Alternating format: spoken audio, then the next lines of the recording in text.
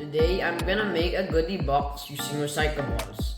Materials are old box, old metal box, wood, ribbon, scissors, and glue gun.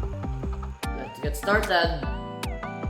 Remove box cover and cut the ribbon according to the width and length of the sides.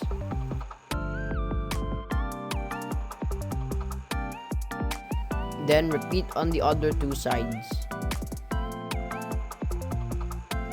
Now that we have the 4 pieces of ribbon, let's glue them to the metal box.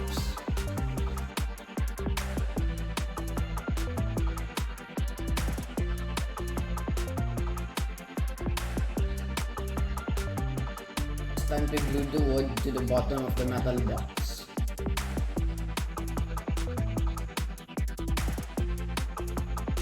Now let's make the dividers. Cut 2 pieces of carton that will fit inside the metal box. Cover them also with ribbon.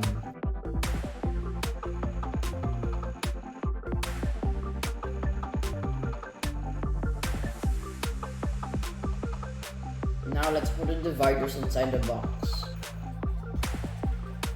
Done! Here's my finished product. Please get some.